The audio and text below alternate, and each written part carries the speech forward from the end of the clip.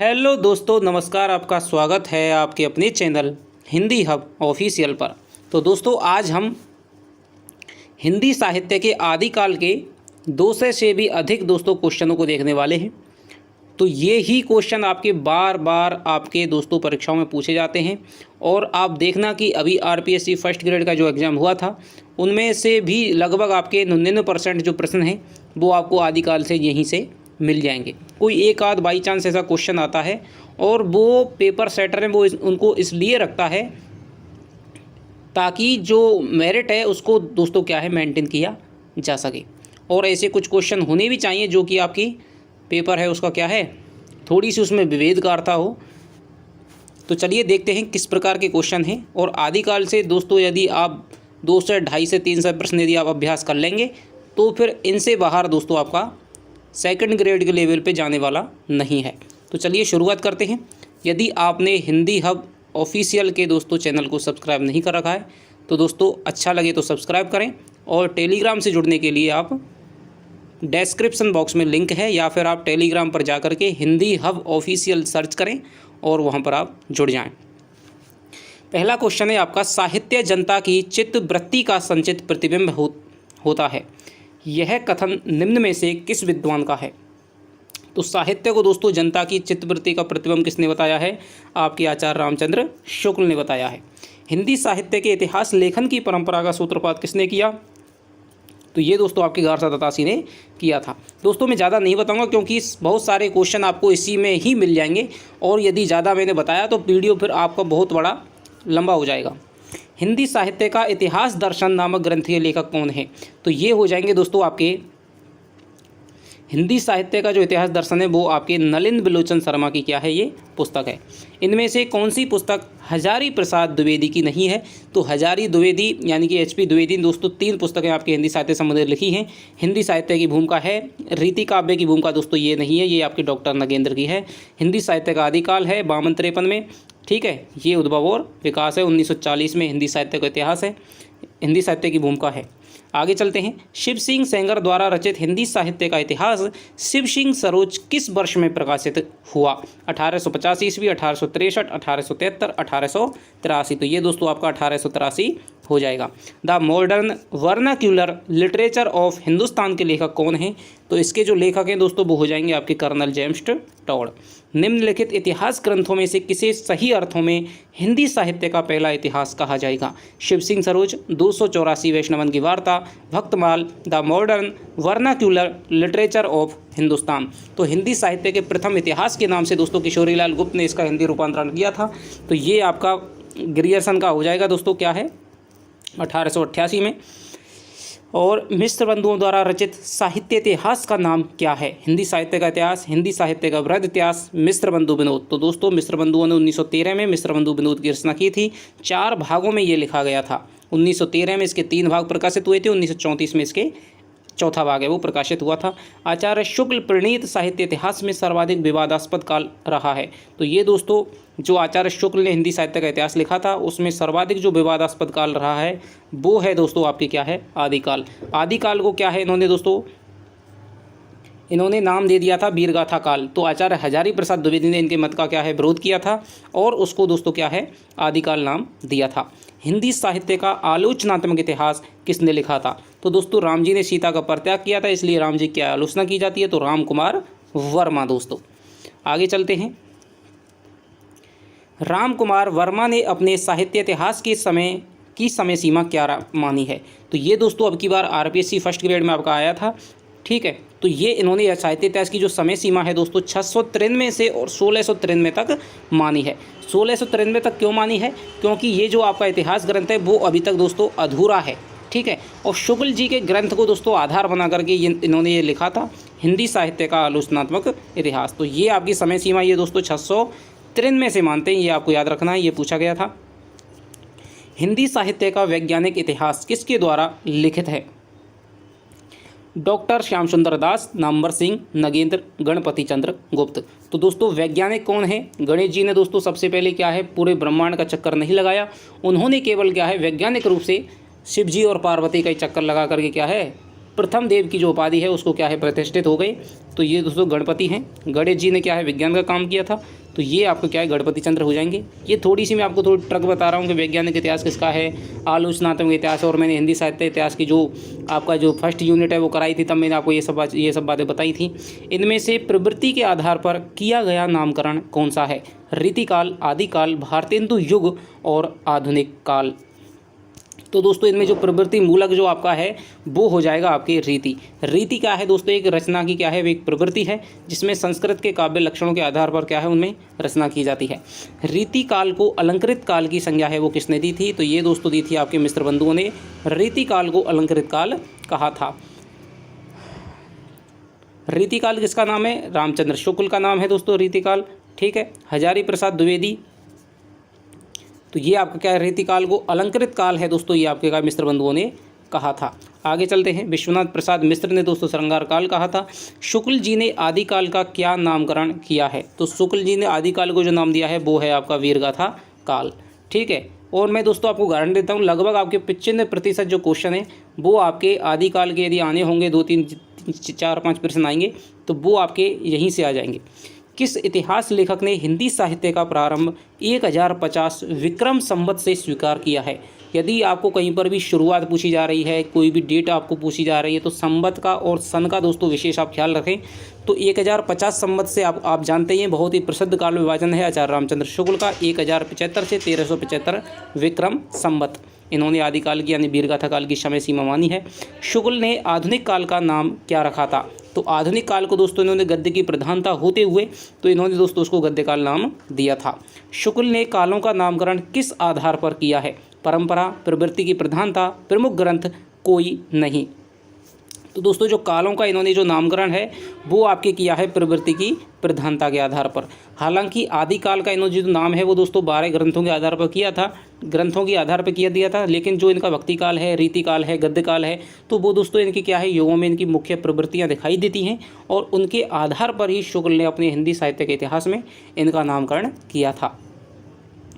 आदिकाल को संधि चारण काल किसने कहा है? तो दोस्तों आदिकाल को जो संधि चारण काल है वो कहा है आपके राम कुमार वर्मा ने 693 से 1693 अभी हम देख रहे थे ऊपर, तो इन्होंने दोस्तों संधि चारण काल कहा है। और अपभ्रंश के संपूर्ण काव्य को हिंदी में दोस्तों क्या है समाहित कर लिया है। डॉक्टर राम कुमार वर्मा के काल विभाजन में हिंदी साहित्य का प्रारंभ कब से माना गया है? तो ये आप ध्यान रखिएगा, देख लो क्वेश्चन में आपको बता रहा था इसी प्रकार से आता है संवत का और आपको साल का क्या है वो एयर फेयर करके देता है। तो 693 दोस्तों क्या है वो सन है, ध्यान रखना 693 से 1693 वो दोस्तों सन है, ईस्वी है। अब 693 में यदि हम 57 यदि जोड़ देंगे तो हमारा आता है आपके 750। तो यहाँ पर हम देख लेंगे 750 विक्रम संवत। तो डेट या जहाँ पर भी आपको प्रश्न में आए तो वहाँ पर आपको याद रखना है हिंदी के अंतर्गत कि संवत है या फिर वो सन है। आगे चलते हैं। डॉक्टर गणपति चंद्रगुप्त आधुनिक काल का प्रारंभ है वो कब से मानते हैं? 1800 ईस्वी, 1857 ईस्वी, 1900 ईस्वी, 1750 ईस्वी। तो दोस्तों इसका उत्तर हो जाएगा आपके 1857 ईस्वी। डॉक्टर नगेंद्र हैं, डॉक्टर गणपति चंद्रगुप्त हैं, ये मानते हैं कि भाई 1857 में महत्वपूर्ण क्रांति हुई थी और इसके बाद में हिंदी साहित्य की जो पूरी रूपरेखा है, काव्य की जो रूपरेखा है वो बदल गई थी, महत्वपूर्ण परिवर्तन हुआ था। उसके बाद में क्या है पुनर्जागरण की शुरुआत हुई थी। तो 1857 से मानते हैं। जबकि जो शुक्ल हैं दोस्तों वो आधुनिक काल की शुरुआत तो आपके 1843 से मान लेते हैं, लेकिन 1868 से वो भारतेंदु युग की शुरुआत मानते हैं और गद्य के प्रथम उत्थान की उसको संज्ञा देते हैं। वो जो 25 साल 1843 से 1868 के बीच का जो 25 साल का जो समय था उसे वो दोस्तों क्या है संक्रांति काल की संज्ञा देते हैं। हिंदी साहित्य के प्रथम कालखंड को बीज वपन काल नाम है वो किसने दिया था? तो ये आपका दोस्तों बीज वपन काल किसने कहा है? महावीर प्रसाद द्विवेदी ने। ठीक है,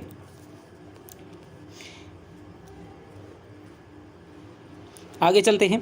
हिंदी साहित्य के आदिकाल को दोस्तों क्या है प्रारंभिक काल मानने वाले कौन से विद्वान हैं? तो हिंदी साहित्य के आदिकाल को प्रारंभिक काल किसने माना है? तो ये माना है आपके मिस्र बंधुओं ने। ठीक है, अलंकृत काल नाम दिया है इन्होंने किसको? रीतिकाल को नाम दिया है। और प्रारंभिक काल किसको नाम दिया है इन्होंने? प्रारंभिक काल का नाम दिया है मिश्र बंधुओं ने आदिकाल को। सिद्धों और सामंतों की प्रधानता के कारण हिंदी साहित्य के आदिकाल को किसने सिद्ध सामंत काल कहा है। तो जहाँ पर दोस्तों सिद्धों की बात हो रही है, सामंतों की बात हो रही है, तो वहाँ पर हमारे कौन आ जाएंगे, राहुल संकृत्यायन जी आ जाएंगे। इन्होंने सिद्धों और नाथों पर दोस्तों, सिद्धों की रचनाओं का संकलन है वो इन्होंने हिंदी काव्यधारा में दोस्तों किया है। 1944 या 45 की जो रचना है वो मानी जाती है। राहुल संकृत्यायन हिंदी का पहला कवि किसे मानते हैं, और यही दोस्तों हिंदी का सर्वमान्य कवि माना जाता है पहला।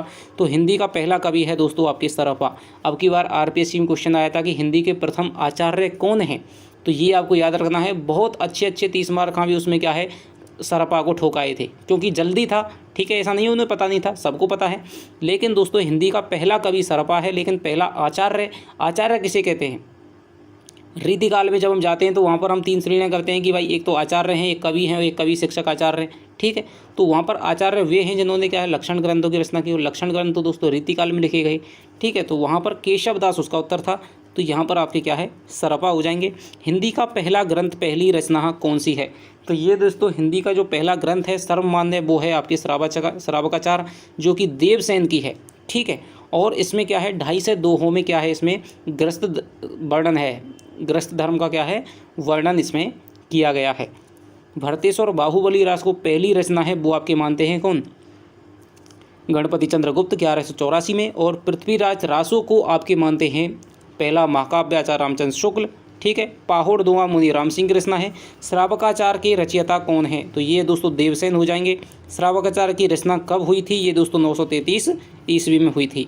जगनिक द्वारा रचित वीर रस प्रधान ग्रंथ का क्या नाम है, तो जगनिक दोस्तों क्या है, इन्होंने जो वीर रस प्रधान ग्रंथ लिखा था, रासो कौन सा लिखा था, परमाल रासो, आला खंड के नाम से जिसे जाना जाता है दोस्तों। आला और उदल की वीरता का इसमें क्या है, वर्णन किया गया है। जो 11वीं 12वीं की पुस्तक मैंने दोस्तों पढ़ाई थी उसमें ये आता है कि ये जो शाखा हैं वो आपके बनाफर शाखा के थे, ठीक है।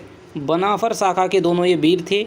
ये जो तथ्य है बनाफर शाखा, ये दोस्तों अच्छी किताबों में भी नहीं मिलता है, तो ये आपको याद रखना है। ये दोनों वीर हैं, आला और उदल हैं, ये आपके बनाफर शाखा के क्षत्रिय थे, ठीक है। परमाल रासो आला खंड के नाम से जाना जाता है।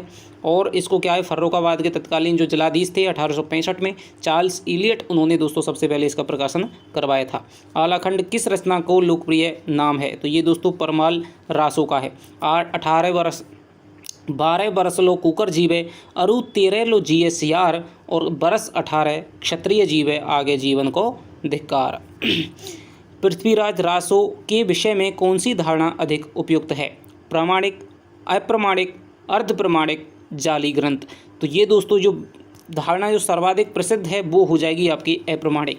देखिए पृथ्वीराज रासो को आपके 3 प्रकार से बांटा है। एक तो आपको एक ऐसे विद्वान है जो प्रमाणिक मानते हैं, एक आपके अर्ध प्रमाणिक मानते हैं जिसमें कि आपके हजारी प्रसाद द्विवेदी हैं, ठीक है, और एक आपके क्या है अप्रमाणिक, उसको करार दे देते हैं। शुक्ल ने दोस्तों इसको क्या है, जाली ग्रंथ की संज्ञा दी है। बीसलदेव रासो का प्रधान रस क्या है, तो बीसलदेव रासो दोस्तों क्या है, श्रृंगार रस से प्रधान रचना है। निम्न में से हिंदी का प्रथम महाकाव्य किसे माना जाता है, तो निम्न में से हिंदी का जो प्रथम महाकाव्य है दोस्तों वो आपके शुक्ल ने दोस्तों पृथ्वीराज रासो को माना है और चंद्रबरदाई को प्रथम महाकवि माना है। लेकिन खड़ी बोली हिंदी का दोस्तों पहला महाकाव्य वो हो जाएगा प्रिय प्रवास, जिसमें कि संस्कृत के छंदों का प्रयोग किया गया है 17 सर्गों में, और राधा को एक लोक नायिका, लोक सेविका के रूप में प्रस्तुत किया गया है।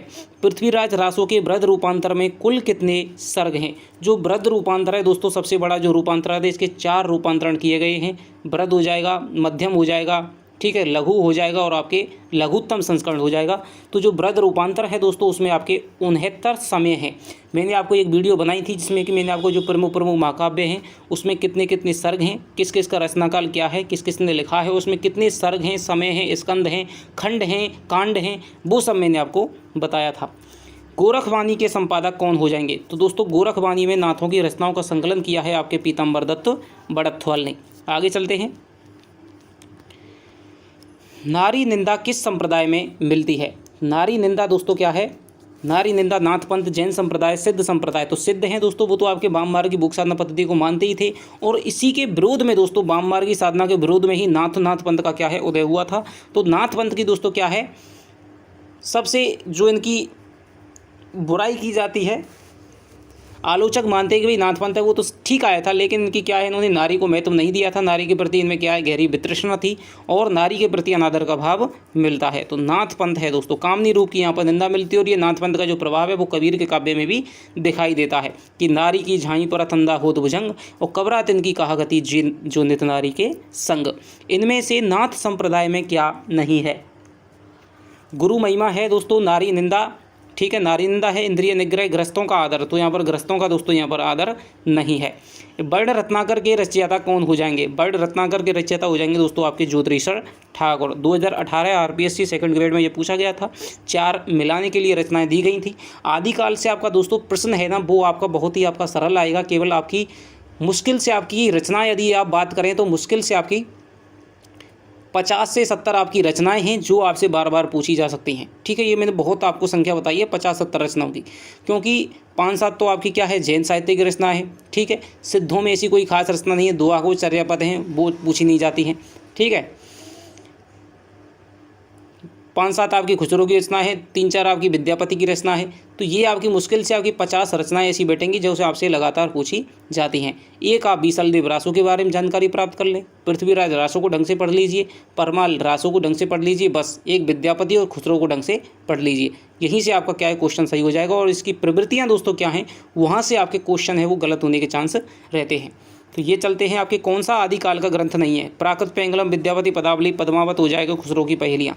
तो दोस्तों प्राकृत पेंगलम है, विद्यापति पदावली है, खुसरो की पहेलियाँ, लेकिन जो पद्मावत है दोस्तों वो आपके भक्ति काल की सूफी प्रधान काव्यधारा का क्या है, ग्रंथ है, जायसी का 1540 में।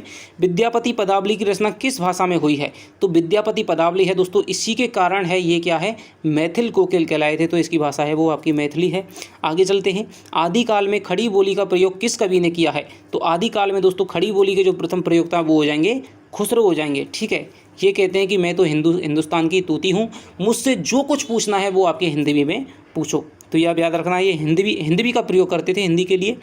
जैन धर्म का संबंध इनमें से किस कवि से नहीं है? यानी कि ऐसा कौन सा कवि है जिससे जैन धर्म से संबंधित जो साहित्य है वो नहीं लिखा है? तो स्वयंभू, धनपाल, विद्यापति, जोइंदु। तो दोस्तों स्वयंभू है, जोइंदु है, धनपाल है, लेकिन दोस्तों जो विद्यापति है वो आपके जैन धर्म से संबंधित नहीं है। ये अपभ्रंशवाचक कवि हैं, ये जोइंदु हो जाएगी, ठीक है। और धनपाल भी अभविष्यत कथा के 10वीं शताब्दी के रचनाकार माने जाते हैं। भविष्यत कथा के रचनाकार कौन है? तो ये दोस्तों 10वीं शताब्दी में धनपाल की रचना है। इनमें से कौन सा ग्रंथ है वो शिलाओं पर लिखा है? तो ये दोस्तों एक रचना है, इसके बारे में आपको जानकारी होनी चाहिए। शिलांकित रचना मानी जाती है, नक्शिक सौंदर्य का इससे आरंभ माना जाता है, ठीक है। गद्य और पद्य की मिश्रित चंपू काव्य में रचना मानी जाती है, ठीक है। और ये आपकी क्या है, राउल बेल दोस्तों रोड़ा नामक कवि के द्वारा लिखित मानी जाती है।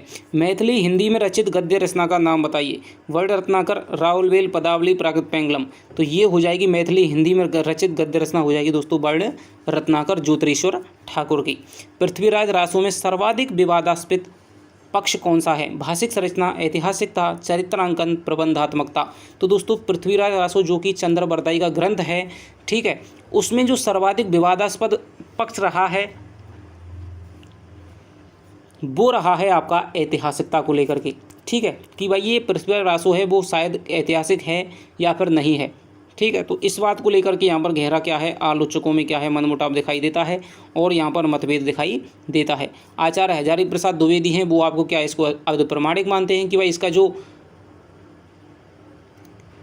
प्रथम भाग है वो तो क्या है, इसमें क्या है, जो युद्ध वाला भाग है वो तो इसमें क्या है, ऐतिहासिक है, ठीक है। हाँ भाई मोहम्मद गौरी से पृथ्वीराज चौहान का युद्ध हुआ था, लेकिन भाई वो इसमें क्या है कि गौरी को मार देता है, ये वो इसको उसको ले जाता है, गजनी ले जाता है, तो ये वाली बातें उसको क्या है, उसमें ऐतिहासिकता दिखाई नहीं देती है,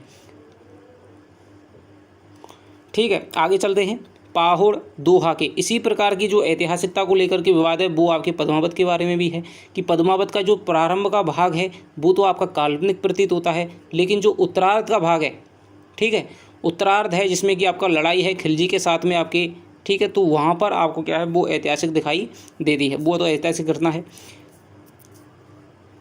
तो साहित्य है कभी भी वो ऐतिहासिक तथ्यों पर आधारित नहीं होता। यदि साहित्य कोई ऐतिहासिक तथ्यों पर आधारित होगा फिर तो वो एक इतिहास की पुस्तक बन जाएगी। साहित्य में दोस्तों ऐतिहासिकता और कल्पना का मणिकांचन संयोग होना आवश्यक है।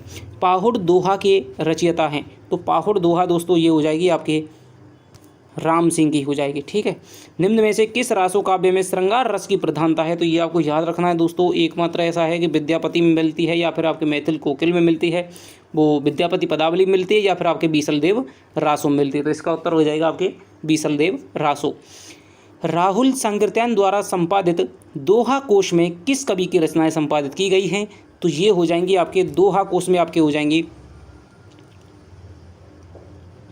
सरपा, लुईपा, गोरखनाथ, जालंधरनाथ। तो दोस्तों दोहा कोश है जो आपका, ये आपके सरपा का है। ठीक है, दोहा कोश। सिद्धों ने ऐसी कोई अपनी पुस्तक तो लिखी नहीं थी, लेकिन राहुल संकीर्तन ने आपका जो प्रबोध चंद्र बागची है और आपके महामहोपाध्याय हरप्रसाद शास्त्री है, इन्होंने सिद्धों की रचनाओं का क्या है दोस्तों संकलन किया है, और उन्हीं में से राहुल संकीर्तन जी ने दोहा कोश में दोस्तों क्या है सरपा की रचनाओं को संकलित किया है। तो इसलिए सरपा की रचना मानी जाती है दोहा कोश।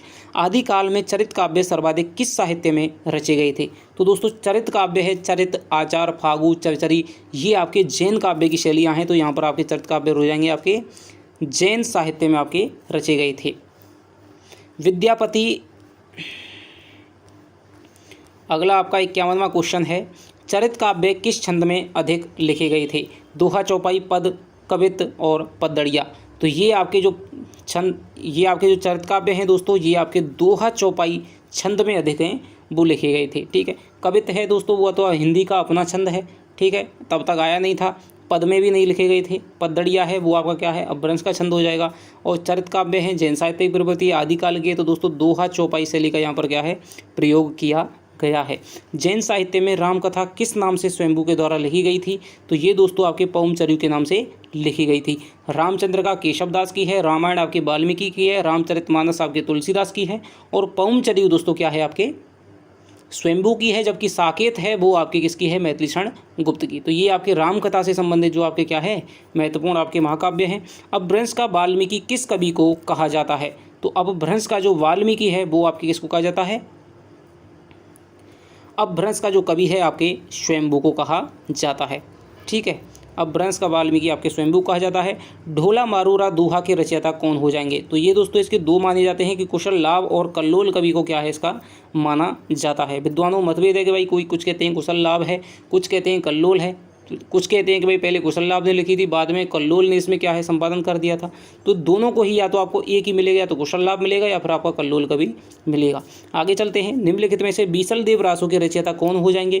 तो बीसलदेव रासो दोस्तों आपके नरपति नालय की रचना है। प्राकृत पेंगलम किस विषय पर केंद्रित रचना है? तो यहाँ पर दोस्तों पिंगल आ जाए, व्रत आ जाए, छंद आ जाए, वो आपके छंद शास्त्र पर रचना हो जाएगी। ठीक है, तो 56वें का हो जाएगा आपके यहाँ पर छंद शास्त्र। हिंदी साहित्य के प्रारंभिक काल को आदिकाल नाम किसने दिया है? तो हिंदी साहित्य के प्रारंभिक काल को दोस्तों सर्वमान्य नाम माना जाता है आदिकाल, जो कि आपके HP द्विवेदी ने दिया है। विद्यापति पदावली में किस रस की प्रधानता देखी जाती है? तो विद्यापति पदावली में दोस्तों आपके श्रृंगार रस की क्या है प्रधानता देखी जाती है। और सूर्यकांत त्रिपाठी निराला ने इसको क्या विद्यापति के पदों को क्या है नागिन की लहर के समान मादकता भरी कहा है। इनमें से आदिकाल के अंतिम चरण के सुप्रसिद्ध कवि कौन थे? तो आदिकाल के अंतिम चरण के सुप्रसिद्ध कवि दोस्तों ये हो जाएंगे आपके अमीर खुसरो हो जाएंगे। ठीक है, आगे चलते हैं। ऐसे रासो ग्रंथ के रचनाकार का नाम बताइए जिसकी रचना अजमेर के शासक से संबंधित है। तो ये आप जानते हैं कि अजमेर का कौन था? पृथ्वीराज चौहान थे दोस्तों, शाकंभरी के चौहान। तो अजमेर के शासक से संबंधित हो जाएगी आपकी। ग्रंथ के रचनाकार का नाम बताइए जिसकी रचना अजमेर के शासक से संबंधित है। तो ये हो जाएंगे आपके नरपति नालय। ठीक है, तो अजमेर का शासक था दोस्तों बीसलदेव। ठीक है, बीसलदेव जिसे कि विग्रहराज चतुर्थ के नाम से भी जाना जाता है, तो वो था दोस्तों बीसलदेव रासो। यहाँ पर वो नहीं दे रखा है आपका पृथ्वीराज रासो। आचार्य हजारी प्रसाद द्विवेदी रासो शब्द की व्युत्पत्ति है किस शब्द से मानते हैं? तो रासो शब्द की व्युत्पत्ति के बारे में भी दोस्तों विभिन्न विद्वानों के विभिन्न मत हैं। कोई रसायन से मानता है, कोई रासूय से मानता है, कोई रासक से मानता है, कोई रास से मानता है, कोई रासव से मानता है। जिसमें सर्वाधिक जो प्रमाणिक मत है वो आपके हजारी प्रसाद द्विवेदी का मानता है, और ये आपके रासक शब्द से दोस्तों क्या है मानते हैं। रसायन शब्द से मानते हैं आपके आचार्य शुक्ल। नाल्य रसायन आरंभ ही सावधात उठी ब्रह्म कुमारी। किस कवि को अभिनव जयदेव की उपाधि मिली थी? विद्यापति, अमीर खुसरो, चंद्रबरदाई, स्वयंभू। तो दोस्तों अभिनव जयदेव है, नवकवि शेखर है, मैथिल कोकिल है, ये सब आपकी जो उपाधियाँ हैं वो आपके दोस्तों विद्यापति की मानी जाती है। कौन सी रचना शालिभद्र सूरी की नहीं है? बुद्धिरास, भरतेश्वर बाहुबली रास, पंच पांडव चरित रास, चंदनवाला रास। तो दोस्तों यहाँ पर बुद्धिरास है, भरतेश्वर बाहुबली रास भी है, पंच पांडव चरित रास है, लेकिन चंदनवाला रास है ये आपके दोस्तों कवि आसगू की रचना है। ठीक है, जालोर में इसका दोस्तों क्या है लेखन हुआ था। ये आपसे आरपीएससी 2018 में पूछा गया था और मैंने आपको जो 11वीं 12वीं की पुस्तक है वो वहाँ पर पढ़ा रखा है। विद्यापति किस मत के अनुयायी थे? तो ये दोस्तों शैव, सूफी, वैष्णव, शाक्त, ये तो ये दोस्तों आपको पता होना चाहिए। बहुत बार इस प्रकार के क्वेश्चन पूछ लिए जाते हैं। किस शासक यहाँ पर रहते थे, कौन से मत के अनुयायी थे? तो विद्यापति का आपको बिल्कुल रूप से पता होना चाहिए। इनका यहाँ पर जहाँ पर भी इनका जीवन परिचय होगा वहाँ पर निश्चित रूप से ही दे रखा होता है कि विद्यापति हैं दोस्तों वो आपके शैव मत के अनुयायी माने जाते हैं। आगे चलते हैं। विद्यापति किस नरेश के दरबारी कवि थे? तो ये आपके जो दोस्त तिरहुट के राजा थे शिव सिंह और कीर्ति सिंह, उन दोनों के दोस्तों क्या है दरबारी कवि माने जाएंगे। तो यहाँ पर शिव सिंह दे रखा है। खुमार रासों की प्रमाणिक प्रति कहाँ पर संग्रहित की गई है? तो दोस्तों खुमार रासो है उसकी जो उसकी प्रमाणिक प्रति है वो आपकी संग्रहित की गई है आपके पुणे के संग्रहालय में। ठीक है। बीसल देव रासों में कुल कितने छंद हैं? बीसल देव रासों में कुल कितने छंद हैं? 100, 120, 128, 140। तो यहाँ पर दोस्तों आपके बीसल देव रासों में आपके 128 छंद हैं। निम्न में से कौन सा विद्वान पृथ्वीराज रासों को अर्ध प्रमाणिक रचना मानता है?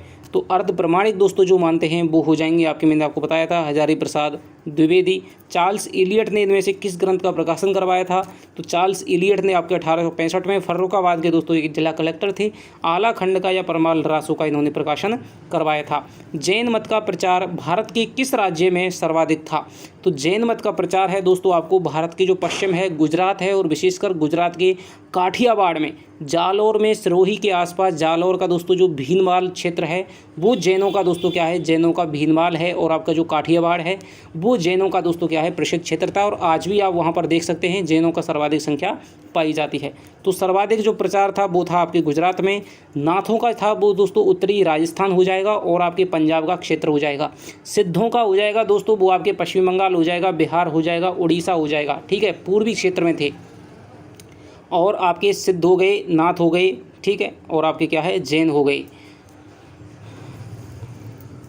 आगे चलते हैं। आदिकाल की राजनीतिक पृष्ठभूमि कौन सी थी? हर्षवर्धन साम्राज्य का पतन, चौहान राजाओं का शासन, औरंगजेब का शासनकाल। तो दोस्तों यहाँ पर हर्षवर्धन का कोई मतलब नहीं है, चौहान राजाओं का यहाँ पर शासनकाल था। ठीक है, 1100 की, और आपके जानते ही हैं आपकी वत्सराज ने वो 1100 आपके 91 में और 1192 में आपके हुआ था, युद्ध हुआ था। तो उस समय चौहान राजाओं का काल था आदिकाल की राजनीतिक पृष्ठभूमि। हिंदी साहित्य के आदि कवि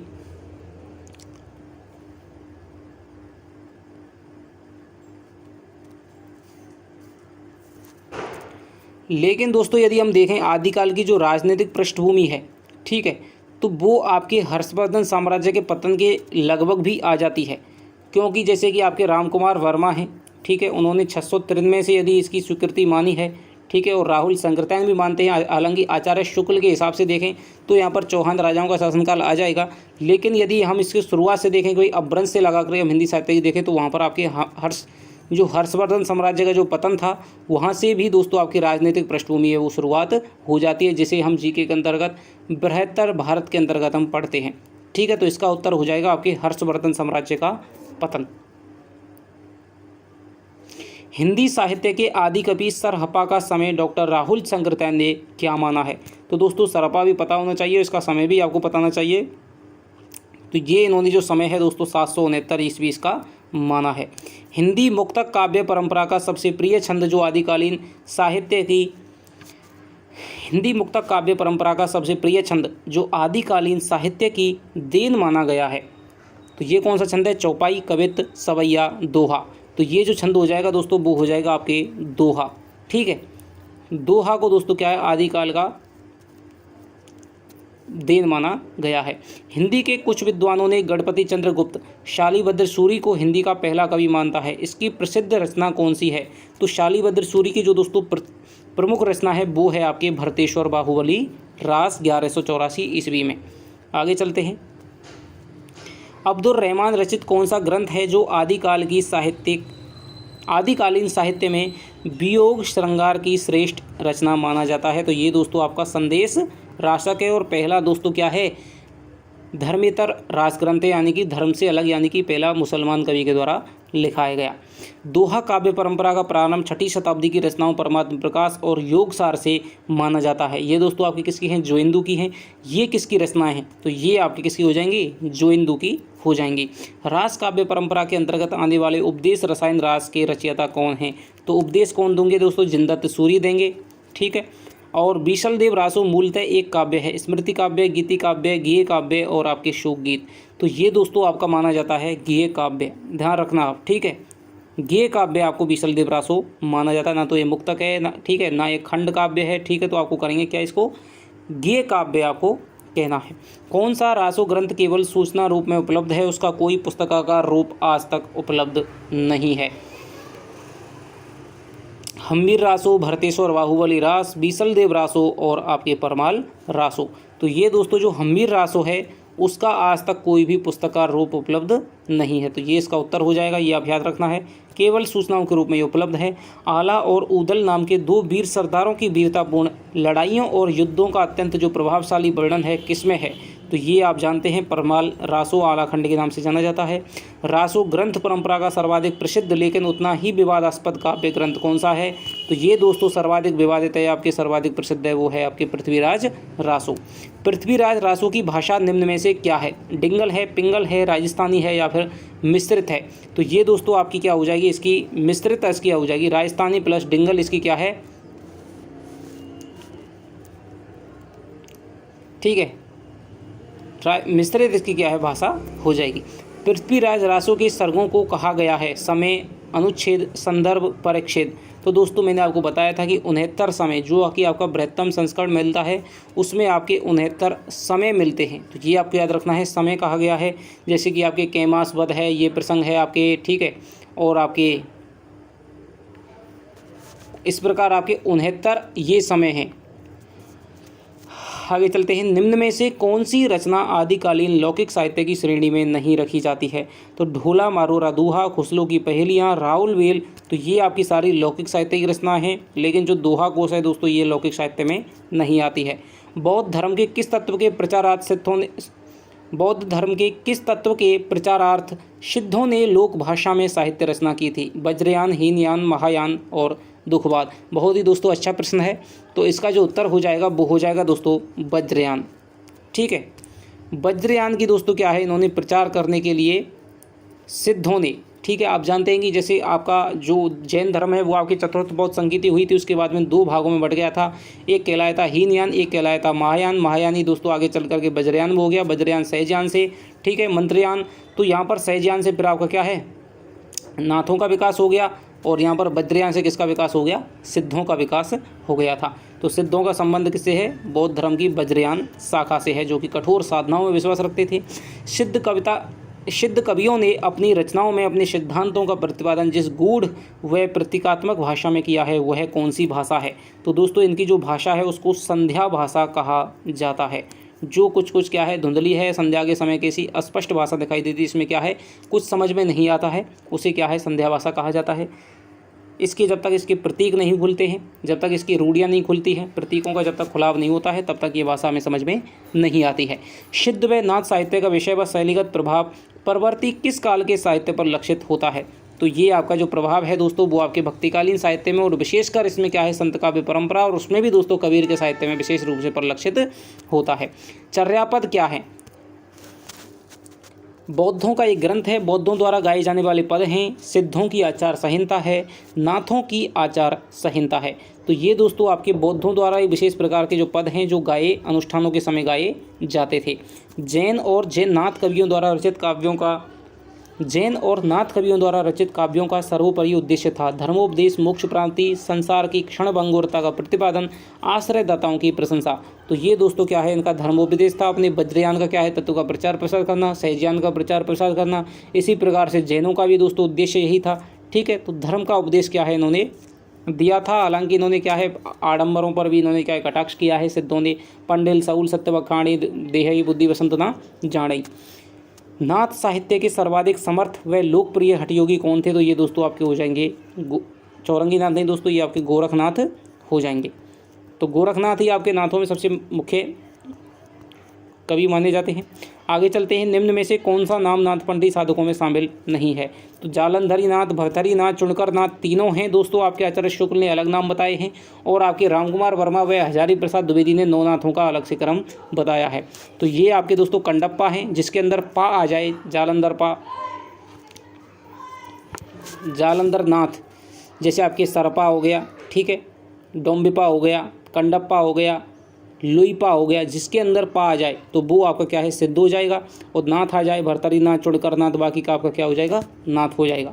जैन साहित्य की सर्वाधिक लोकप्रिय काव्य शैली कौन सी है, तो ये दोस्तों आपकी कौन सी है, रास शैली सर्वाधिक फेमस है। हालांकि चारों ही जो शैलियाँ हैं वो आपकी जैन साहित्य की हैं, फागु, चरित, आचार, रास, चौतरी। ठीक है, तो ये सारी आपकी जैन साहित्य की, लेकिन सबसे ज़्यादा जो प्रसिद्ध है वो है आपकी रास शैली, जैसे कि पृथ्वीराज, वो आपके जैसे कि भरतेश्वर बाहुबली रास, नेमिनाथ रास, सुमतिगणी रास। ठीक है, तो ये आपकी हो जाएगी। और अमीर खुसरो किस प्रसिद्ध सूफी संत के शिष्य थे, तो ये अमीर खुसरो हैं दोस्तों, वो आपके निजामुद्दीन औलिया के थे। गोवी सो सेज पर मुख पर डारे केस, ये आपका बहुत बार पूछा गया है, किसकी मृत्यु पर कहा था, किसने कहा था। पहेलियों मुकरियों के अतिरिक्त खुसरो ने अन्य किस काव्य रूप को अपनाया था, तो ये दोस्तों क्या है, खुसरो ने क्या क्या लिखा था, शेर, रुबाइयाँ, गज़ल और शायरी। तो इन्होंने दोस्तों आपके क्या है, गज़ल को भी इन्होंने अपनाया था। ठीक है, और आपके फिराक गोरखपुरी की तो आपके हैं ये रुबाइयाँ, तो ये आपके क्या है, गज़ल को इन्होंने क्या है, अपनाया था। ठीक है, आगे चलते हैं। विद्यापति के अतिरिक्त मैथिली भाषा का एक अन्य प्रसिद्ध कवि कौन है, उमापति, कवि गंग, जगन्नाथ दास रत्नाकर, दामोदर शर्मा। तो यहाँ पर दोस्तों इसका उत्तर हो जाएगा आपके उमापति हैं, वो आपके क्या है, मैथिली भाषा के क्या है, एक अन्य कवि भी माने जाते हैं। ठीक है, तो अच्छा क्वेश्चन है। उक्ति व्यक्ति प्रकरण एक महत्वपूर्ण ग्रंथ है, इतिहास का, धर्म का, समाजशास्त्रीय का और व्याकरण का। तो ये जो दोस्तों ग्रंथ है वो हो जाएगा आपके व्याकरण का ये ग्रंथ माना जाता है। वर्ण रत्नाकर है, एक शब्दकोश, संदर्भ सूची, व्याकरण ग्रंथ, टीका। तो ये हो जाएगी आपके शब्दकोश है वर्ण रत्नाकर। ठीक है, ज्योतिरीश्वर ठाकुर की, मैथिली का इसे विश्वकोश भी कहा जाता है। स्वयंभू रचित पौमचर्यू में किस कथा को आधार बनाया गया है, तो स्वयंभू रचित दोस्तों इसमें क्या है, आपके रामायण की कथा को आधार बनाया गया है। आगे चलते हैं, 98वें क्वेश्चन हमारे हो चुके हैं।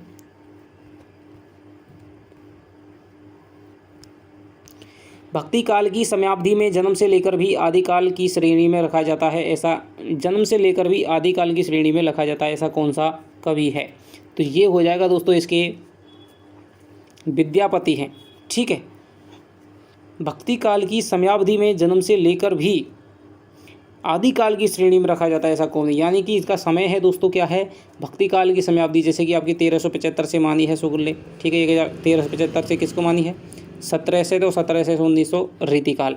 तो इनका जो जन्म है दोस्तों वो हुआ था भक्ति काल की समय सीमा में, लेकिन फिर भी इनका क्या है, आदिकाल में शुक्ल ने इनको माना है। इसीलिए दोस्तों विद्यापति है उसको आदिकाल और भक्ति काल का संधि कवि कहा जाता है, योजक कवि भी कहा जाता है। पृथ्वीराज रासों का प्रमुख रस वीर होते हुए भी इसका सहयोगी रस कौन सा माना जाता है, तो दोस्तों आपको बहुत ही अजीब ये बात मिलेगी कि इसका जो सहयोगी रस है वो आपका श्रृंगार माना जाता है। श्रृंगार और वीर रस का क्या है, इसमें दोस्तों क्या है, अद्भुत संयोग देखने को मिलता है। इसीलिए जो इसकी शैली है दोस्तों वो आपकी डिंगल ना होकर के पिंगल प्रधान ये शैली मानी जाती है। आरंभिक काल को वीर काल नाम किसने दिया था, तो ये दोस्तों जो वीर काल है वो आपके दिया था आपके विश्वनाथ प्रसाद मिश्र ने, और रीतिकाल को ये कहते हैं श्रृंगार काल। देसिल वेना सब्जन मिट्टा तेंते संजंपहो अबट्टा, ये दोस्तों आपके बहुत बार पूछा गया है क्वेश्चन। किस रचना के विषय में कहा है? तो दोस्तों स्वयं विद्यापति ने अपनी कीर्ति लता रचना के बारे में ये कहा है कि भाई इसकी जो भाषा है वो आपकी अवहट्ट है। विद्यापति पदावली है वो आपकी किसकी भाषा में रची गई है? वो मैथिली में है। जबकि जो कीर्ति लता है और कीर्ति पताका है वो आपकी वीर रस की रचना है, ये आपकी अवहट्ट में लिखी गई है। किस काव्य में सर्वप्रथम 12 मासा वर्णन का प्रयोग मिलता है? आरपीएससी फर्स्ट ग्रेड में दोस्तों ये आपका क्वेश्चन आ चुका है, अभी अभी आया है। पृथ्वी रासो, कीर्तिलता, परमल रासो, बीसल देव रासो, तो दोस्तों इसका उत्तर हो जाएगा आपके बीसल देव रासो। जय मयंक जस चंद्रिका के रचयिता कौन है? जय मयंक जस चंद्रिका, भट्ट केदार, विद्यापति, मधुकर कवि और केशवलाल। तो जय मयंक जस चंद्रिका है दोस्तों वो आपकी हो जाएगी मधुकर कवि की। ठीक है, ये इनमें बहुत बड़ा कन्फ्यूजन होता है, जय मयंक जस चंद्रिका और आपकी क्या है भट्ट केदार की हो जाएगी आपकी एक कृति। तो इसमें क्या है चंद्रिका है दोस्तों, तो वो क्या हो जाएगी मधु हो जाएगी। ठीक है, यानी उससे क्या है अमृत की वर्षा होती है या फिर आपके शहद की वर्षा होती है। करकंड चरित के रचनाकार कौन हो जाएंगे? तो ये हो जाएंगे दोस्तों कनकामर मुनि हो जाएंगे।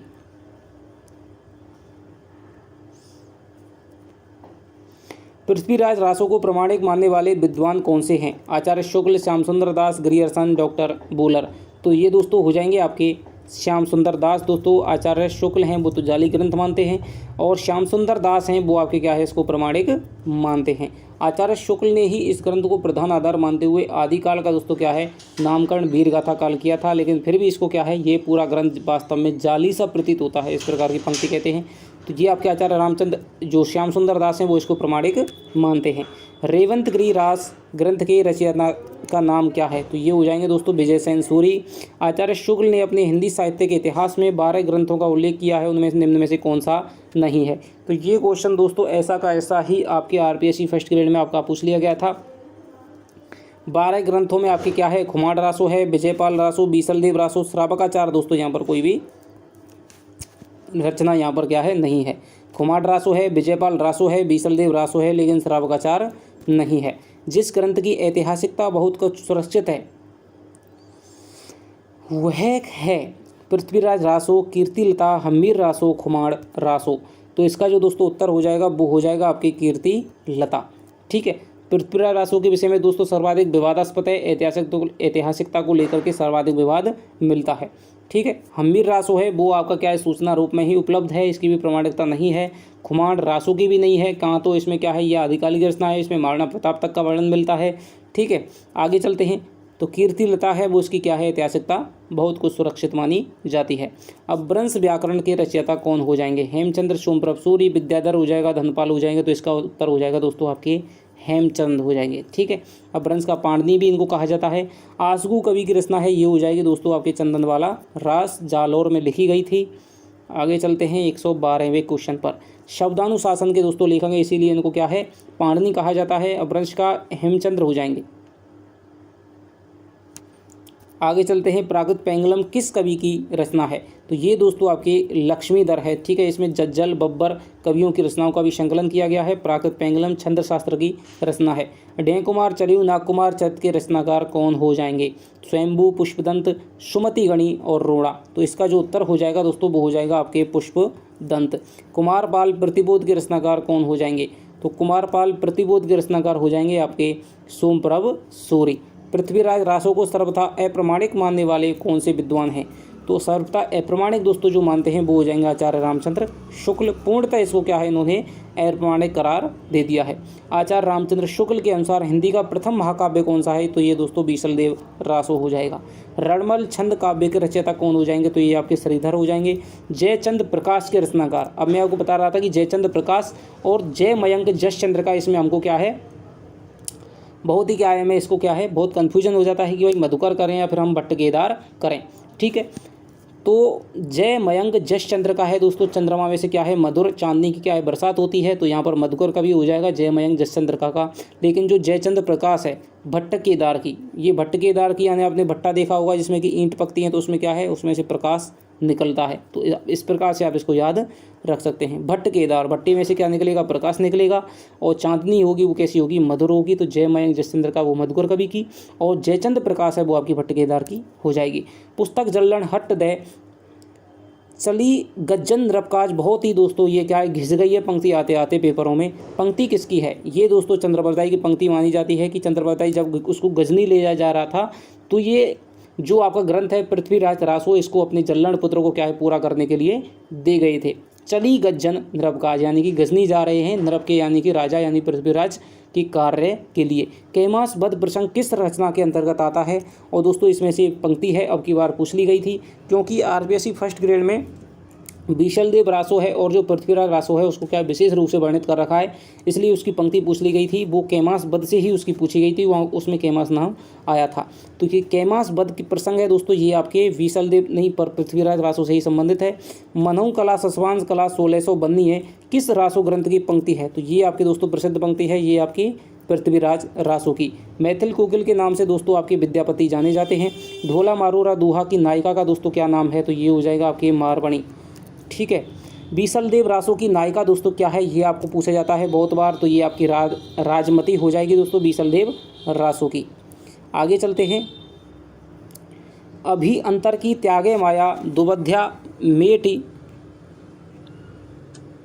सहज में रहे, पंक्तियों के रचयिता कौन है? मत्स्येंद्रनाथ, गोरखनाथ, जोइंदू, दामोदर शर्मा। तो ये दोस्तों अभी अंतर की त्यागे माया दुबध्या मीट सहज में रहे, ये हो जाएगी दोस्तों आपकी गोरखनाथ की। विजयपाल रासो के रचयिता कौन हैं? ये दोस्तों हो जाएंगे आपके नल्ल सिंह हो जाएंगे विजयपाल रासो के। सहजयान के प्रवर्तक कौन माने जाते हैं? तो सहजयान दोस्तों आपको क्या है, गोरखनाथ नाथ संप्रदाय की क्या है ये माना जाता है, तो सहजयान हो जाएगा आपके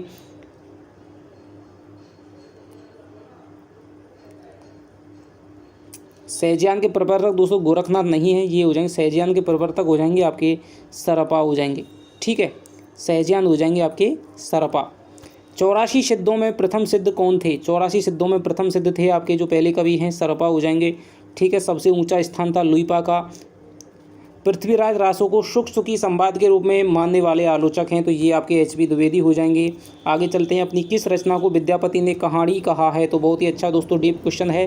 किस रचना को विद्यापति ने कहानी कहा है? तो ये दोस्तों कीर्ति लता को इन्होंने कहा है कहानी कहा है, और इसी की भाषा को इन्होंने अवट कहा है। देसिल वेना सब्जन बिट्ठा कीर्ति लता की पंक्ति है। आदिकाल को अत्यधिक विरोधों और व्याघातों का योग दोस्तों बहुत ही अच्छा क्वेश्चन है, हजारी प्रसाद द्विवेदी ने कहा है। आदिकाल को अपभ्रंश काल किसने कहा है? तो दोस्तों अपभ्रंश काल है वो किसने कहा है? धीरेन्द्र वर्मा ने, डॉक्टर नगेन ने, डॉक्टर बच्चन सिंह ने, रामविलास शर्मा ने। किसने कहा है? तो ये आपकी अपभ्रंश काल है वो दोस्तों क्या है? धीरेन्द्र शर्मा ने कहा है। और जो हिंदी जो 16 ग्रंथों का जो आपकी हिंदी नागरिक पिछाड़ी सभा का जो 16 खंडों का जो आपका इतिहास ग्रंथ आता है, हिंदी साहित्य का जो विकास है वो भी आपका खंड है, जो सेकंड नंबर का खंड है वो आपके धीरेन्द्र वर्मा का ही लिखा गया है। पहला है हिंदी साहित्य की पीठ का, वो आपके राजवल्ली पांडे की है। आदिकाल का प्रथम कवि कौन सा है? तो आदिकाल का दोस्तों जो प्रथम कवि हो जाएगा वो हो जाएगा आपके पुष्पदंत, विद्यापति, चंद्रबरदाई, स्वयंभू। तो यहाँ पर जो दोस्तों इसके ऑप्शन के हिसाब से होगा वो हो जाएगा आपके स्वयंभू। आदिकाल का प्रथम कवि सरपा है, लेकिन दोस्तों प्रथम बड़ा कवि आपके राहुल शंकरतायन ने भी स्वयंभू को ही माना है। पुरुष कहानी हो कहूँ जसु पत्थावे पुन्नु किस कवि की उक्ति है? तो ये दोस्तों विद्यापति की नहीं है, नरपति नाले की। ये विद्यापति की पंक्ति है दोस्तों, विद्यापति की पंक्ति है। पुरुष कहानी हो कहो जसु पत्थावे पुण्य, ये आपके विद्यापति की पंक्ति है। खड़ी बोली का प्रथम कवि कौन सा है? तो खड़ी बोली का दोस्तों प्रथम कवि है वो आपके अमीर खुसरो माना जाता है। बीसलदेव रासो का काव्य रूप क्या है? बीसलदेव रासो मैंने आपको बताया था कि भाई वो गेय काव्य है। ठीक है, प्रबंध काव्य नहीं है, खंड काव्य नहीं है, मुक्तक काव्य नहीं है, गीति काव्य। तो वहाँ पर दोस्तों ऑप्शन है वो ऐसे दे रखे, गीति काव्य भी दे रखा था, गेय काव्य दे रखा, ऐसा आपसे आएगा नहीं। यदि आएगा तो दोस्तों बहुत ही विवाद हो जाएगा। तो इसमें गीति काव्य और गेय काव्य एक ही बात है, तो यहाँ पर आप गीति काव्य कर सकते हैं।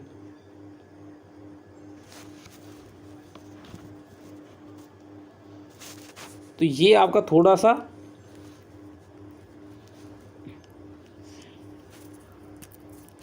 कीर्ति लता किस भाषा की रचना है? अबहट्ट हो जाएगी, तो मैंने आपको बताया था अबहट्ट, देसिल वेना सब जन बिट्ठा, तैं तैसन जंप हो अबहट्टा। अवधूत मत किसका पर्यायवाची शब्द है?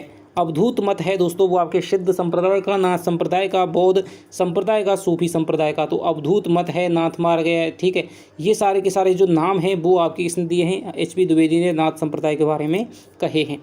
आगे चलते हैं। 140 क्वेश्चन की तरफ। निम्नलिखित में से कौन सी रचना वीर गाथात्मक नहीं है? खुमान रासो, बीसल देव रासो, पृथ्वी रासो, जयमयंक जसचंद्र का। तो ये दोस्तों तीनों रचनाएं हैं वो आपकी हैं, जबकि बीसल देव रासो श्रृंगार की है। देशी नाम वाला कोश है वो किसकी रचना है? तो ये आपकी जो देशी नाम वाला कोश है दोस्तों ये आपकी हेमचंद्र की रचना हो जाएगी। चर्यापदों के रचनाकार कौन हो जाएंगे? चर्यापदों के रचनाकार हो जाएंगे आपके बौद्ध सिद्ध हो जाएंगे। 142 का हो जाएगा आपके सय।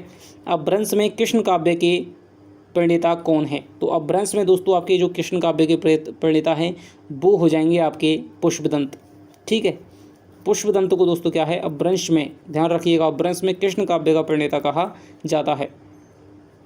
आदिकाल की चंपू काव्य कृति कौन सी है? तो चंपू किसे कहते हैं? जो कि गद्य और पद्य दोनों में होती है, उसे दोस्तों राहुल बेल है, शिलांकित रचना मानी जाती है। ठीक है, राहुल नामक नायिका के क्या है इसमें सौंदर्य वर्णित है। 63 सलाखा पुरुषों के जीवन का चरित्र वर्णित हुआ है। चरयू काव्यों में, महापुराण में, कथा काव्यों में और आपके रस काव्यों में। तो इसका जो उत्तर हो जाएगा वो हो जाएगा आपके महापुराण में दोस्तों।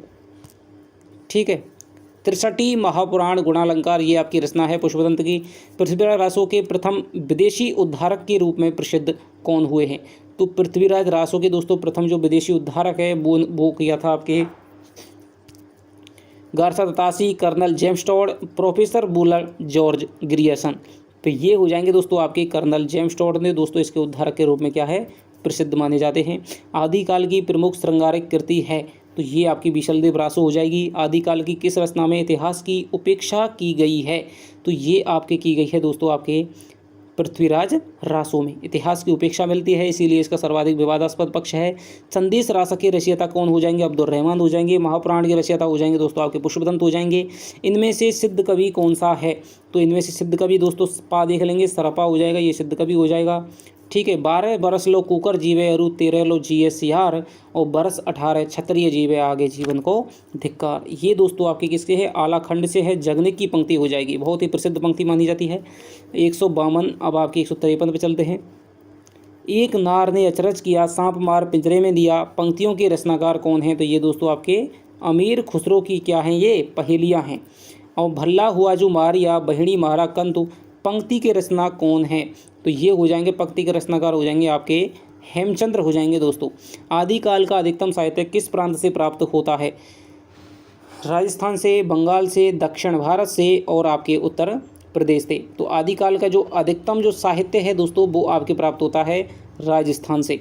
ठीक है, क्योंकि आदिकाल में आपके देखिए नाथ साहित्य आ जाएगा। ठीक है, जैन साहित्य भी आपके राजस्थान के दक्षिण में जो गुजरात का प्रदेश था वहाँ से आपका लिखा जा रहा था।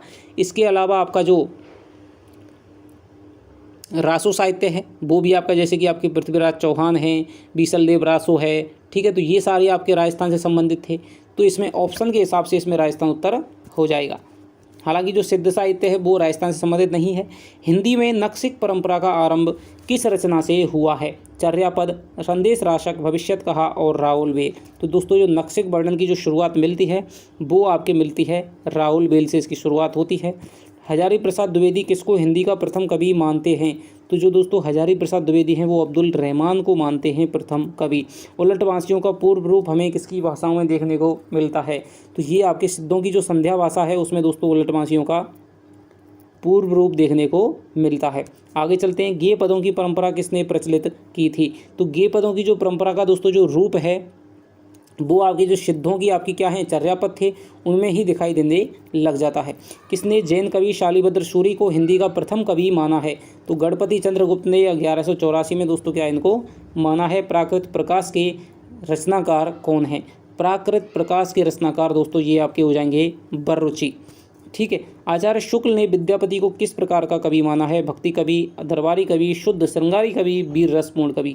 आचार्य शुक्ल का बहुत ही महत्वपूर्ण दोस्तों वक्तव्य है कि आजकल आध्यात्मिक रंग के चश्मे हैं वो आजकल बहुत सस्ते हो गए हैं, जिनको हर कोई लगा करके विद्यापति के पदों को श्रृंगार की क्या है लीला कहता है। तो ये आपके हो जाएंगे शुद्ध श्रृंगारी, इन्होंने क्या है विद्यापति को बताता है। उसी प्रकार से कहता है जिस प्रकार के गीत गोविंद के पदों को भी कुछ लोग क्या है भक्ति के पद बता दिया करते हैं।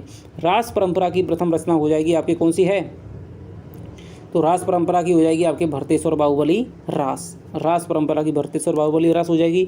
हिंदी रास परंपरा की प्रथम ऐतिहासिक रचना कौन सी है? तो दोस्तों प्रथम हिंदी रास परंपरा की प्रथम ऐतिहासिक रचना हो जाएगी आपके पंच पांडव चरित रास, ये भी दोस्तों शालिभद्र सूरी की है। इनकी पहली रचना कौन सी है?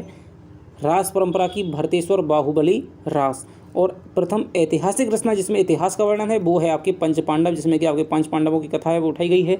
भरतेश्वर बाहुबली रास किस प्रकार का काव्य है, ग्रंथ है? प्रबंध काव्य, खंड काव्य, मुक्तक काव्य, गीत ही काव्य?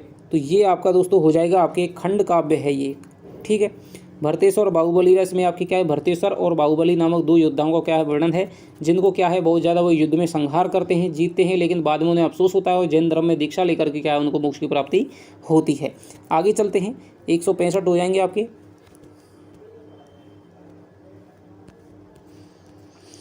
विजय सेन सूरी की कौन सी रचना है? तो ये हो जाएगी आपकी रेवंतगिरी रास। सुमति गणी किस रचना के हैं? ये हो जाएगी नेमिनाथ रास। आदिकाल की प्रमुख भाषा कौन सी है? तो ये हो जाएगी दोस्तों आपकी आदिकाल की जो भाषा है वो आपकी शैलियाँ कह लीजिए आपके 100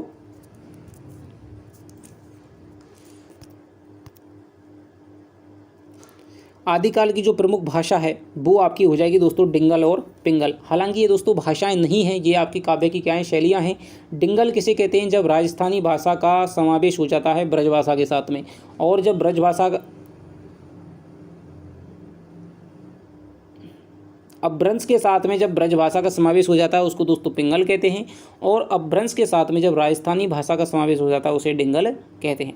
तो डिंगल और पिंगल हैं, ये दोनों आपकी काव्य की शैलियाँ हैं। ये एक बार क्वेश्चन पूछ लिया गया था कि डिंगल और पिंगल क्या हैं, भाषा हैं, शैलियाँ हैं, ठीक है, इस प्रकार का ये क्वेश्चन पूछा था। सहजिया संप्रदाय के संपादक संस्थापक कौन है? तो इसका जो उत्तर हो जाएगा दोस्तों मैंने आपको बताया सहजियान शाखा के जो प्रवर्तक हैं वही सहजिया संप्रदाय है, तो ये सरपा हो जाएंगे। पुष्य पुंड को किसने हिंदी का प्रथम कवि स्वीकार किया है? तो ये दोस्तों शिव सिंह सेंगर ने इसको पुष्य पुंड को पहला कवि माना है। राजस्थानी भाषा में कौन सा रासो ग्रंथ है वो रचित है? ठीक है, तो बहुत ही अच्छा क्वेश्चन है दोस्तों, खुमाड़ रासो है। और आरपीएससी फर्स्ट ग्रेड में अब की बार प्रश्न आया था कि किस ग्रंथ में दोस्तों महाराणा प्रताप का क्या है वर्णन मिलता है? तो खुमाड़ रासो वैसे तो आदिकाल का ग्रंथ है, लेकिन इसमें आपके महाराणा प्रताप तक का क्या है वर्णन देखने को मिलता है। इसे लगता है कि इसको बाद में संपादित किया गया था।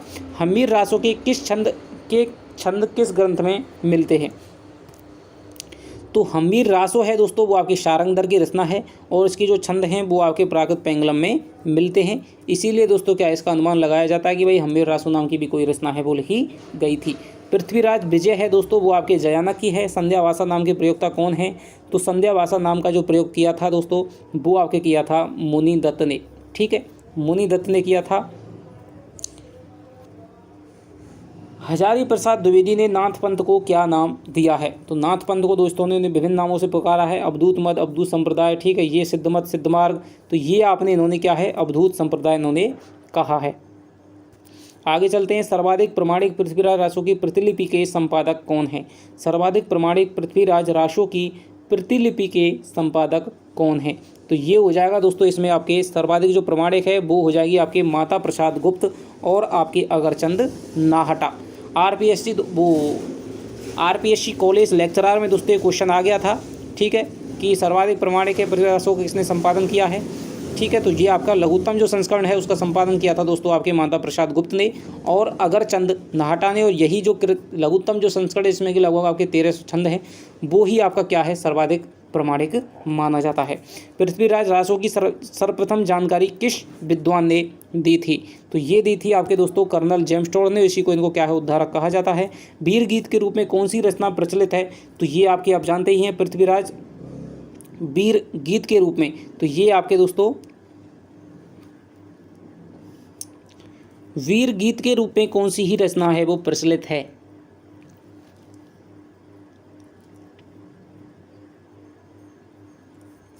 तो वीर गीत के रूप में दोस्तों जो प्रसिद्ध रचना है वो हो जाएगी आपके बीसलदेव रासो, ठीक है। हालांकि ऐसा नहीं है कि भाई वीर गीत के नाम से इसका क्या है कि भाई इसमें नाम और वीर गीत नाम है तो इसमें वीर रस का वर्णन है, ध्यान रखना। तो वीर गीत नहीं है दोस्तों, इसमें क्या है श्रृंगार रस का वर्णन है, लेकिन इस रचना को क्या है वीर गीत के नाम से जाना जाता है। आगे चलते हैं, छप्य छंद किस रासोकार का प्रिय छंद है? तो दोस्तों छप्य छंद है वो आपका हो जाएगा चंदर बरदाई का, ठीक है। छप्पे छंद इनको क्या है बहुत ही अरिल्य छंद और बहुत छंदों के प्रयोग तो माने जाते हैं, लेकिन छप्पे का इन्होंने क्या है सर्वाधिक प्रयोग किया था और छप्पे छंद का बादशाह भी इन्हें कहा जाता है, ठीक है। पिछली बार के नेट के एग्जाम में ये प्रश्न आया था आपका कि चंद्रवरदाई का जो प्रमुख छंद है वो कौन सा है, तो वहाँ पर छप्पे नहीं दे रखा था। उसके बाद में उन्होंने क्या है, यूजीसी ने दोस्तों अरिल उसका क्या है उत्तर माना था। विद्यापति ने किस भाषा में रचनाएं लिखी हैं, मैथिली ने, अभट्ट में, संस्कृत में, उपयुक्त सभी में। तो दोस्तों विद्यापति ने तीनों भाषाओं में रचना लिखी हैं। कीर्तिलता है, कीर्ति पताका है, वो अभट्ट में है। विद्यापति पदावली है दोस्तों, वो आपकी मैथिली में है। और गोरक्ष विजय है, ठीक है, बहुत सारे इनके नाटक हैं, वो बाकी के बाकी सवार संस्कृत में माने जाते हैं। तो उपयुक्त सभी में इन्होंने रचना लिखी है। आदिकाल को संधि चारण काल नाम किसने दिया, तो ये आपके रामकुमार वर्मा ने नाम दिया है। और चारण काल दोस्तों किसने दिया है, आपके ग्रियर्सन ने दिया है। पद्मावती समय किस ग्रंथ का सर्ग है, पद्मावती समय, तो ये हो जाएगा दोस्तों आपके पृथ्वीराज रासो का। ध्यान रखना, पद्मावती समय है वो आपके पृथ्वीराज रासो का है, पद्मावत का नहीं है, ध्यान रखना, ठीक है। तो पद्मावती समय हो जाएगा आपके पृथ्वीराज रासो का। वीरगाथा काल में जैन नाथ सिद्धों की रचनाओं को साहित्य के अंतर्गत किस आलोचक ने नहीं माना है। यही दोस्तों आरपीएससी कॉलेज लेक्चरर में क्वेश्चन आया था कि किसने आदिकाल में सिद्धों नाथों की रचनाओं को सांप्रदायिक शिक्षा मात्र कह करके आदिकाल की कोटि से बाहर कर दिया था। तो ये ऐसा करते हैं दोस्तों आचार्य रामचंद्र शुक्ल, इसीलिए शुरुआत 150 संवत से मानते हैं। यदि 1050 संवत यानी कि 993 ईस्वी से मानेंगे तो भाई साहब ना तो नाथों की संख्या आएंगी और ना ही कोई जैन काव्य आएगा और ना ही आपका सिद्ध साहित्य आएगा। आगे चलते हैं, तंत्र साधना की प्रधानता किस में रही है, वैष्णवों में, संतों में, जैनों में, वज्रयान में। तो दोस्तों वज्रयान में क्या है, सिद्ध और नाथ आ जाते हैं, तो वहाँ पर आपके सिद्ध आते हैं मुख्य रूप से, तो वहाँ पर आपकी तंत्र साधना, ब्रह्ममार्ग की साधना पद्धति, पंचमकार की साधना पद्धति देखने को मिलती है।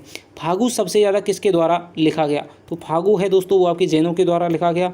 प्राकृत पिंगल सूत्र के पदों को किसने संकलित किया था, ये दोस्तों आपके विद्याधर ने संकलित किया था। बौद्ध सिद्धों के पदों दोहों को बंगाक्षरों में बौद्धगान और दोहा के नाम से किसने प्रकाशित करवाया था। बहुत ही दोस्तों अच्छा आपका प्रश्न है। तो बौद्ध और दोहा दोस्तों ये आपकी हरप्रसाद शास्त्री ने सबसे पहले प्रकाशित करवाया था। उस समय जैसे गाथा या गाहा कहने से प्राकृत का बोध होता था, वैसे ही दोहा या दोहा कहने से अपभ्रंश का यह कथन किस आलोचक का है। तो ये जो दोस्तों कथन है वो आपके आचार्य शुक्ल का है। और एक मैं आपको बात बता दूं, इसी प्रकार का जो कथन है वो आपके हजारी प्रसाद द्विवेदी का भी मिलता है और इसी प्रकार कथन है वो आपके डॉक्टर बच्चन सिंह का भी मिलता है। तो ये आप याद रखना, ये आपको कथन है वो रटना पड़ेगा एज इट इज। उस समय जैसे गाथा या गाहा कहने से प्राकृत का बोध होता था, वैसे ही दोहा या दोहा कहने से अपभ्रंश का बोध होता। तो ये आपका आचार्य शुक्ल का है, जबकि हजारी प्रसाद द्विवेदी का ऐसा ही लगता है कि जिस प्रकार से गाथा या गाहा प्राकृत का छंद है, उसी प्रकार से दोहा दुआ है वो अपभ्रंश का प्रमुख छंद है। ये आपके हजारी प्रसाद द्विवेदी का है। कवियों के कालक्रम का सही विकल्प कौन सा है, तो सबसे पहले दोस्तों आपके जो कवि हो जाएंगे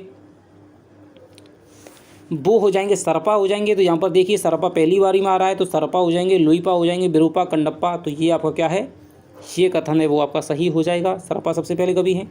आगे चलते हैं, तो ये आपके दोस्तों 190 क्वेश्चन आपके आदिकाल से हमने आपके कराए हैं और मुझे लगता है कि आपकी अच्छी खासी प्रैक्टिस है दोस्तों, वो आपकी हो गई होगी। तो आशा करता हूं कि आपको ये क्वेश्चन है दोस्तों पसंद आए होंगे। तो कमेंट में बताइएगा किस प्रकार क्वेश्चन लगे। आगे दोस्तों भक्ति काल की यदि आप वीडियो चाहते हैं तो भी आप कमेंट में करके बताइएगा। तो चलिए, यदि आपको दोस्तों चैनल पे हमारी मेहनत है वो आपको पसंद आ रही है और आप भी यदि थोड़ा सा पढ़ाई के प्रति सीरियस हैं तो चैनल को सब्सक्राइब करें और बेल आइकन को दबा लें, जिससे कि प्रत्येक जो आपकी वीडियो है वो दोस्तों समय से आपको मिल सके। और किस किस के ऑब्जेक्टिव क्वेश्चन चाहते हैं दोस्तों, ज़्यादातर कमेंट आए थे कि भाई बालकांड के और आचार्य रामचंद्र शुक्ल के, तो आपकी शुक्ल की वीडियो भी दोस्तों आपको जल्दी ही मिल जाएगी। तो चलिए आपसे मिलते हैं अगली वीडियो में, तब तक के लिए दोस्तों बाय बाय, जय हिंद, जय भारत।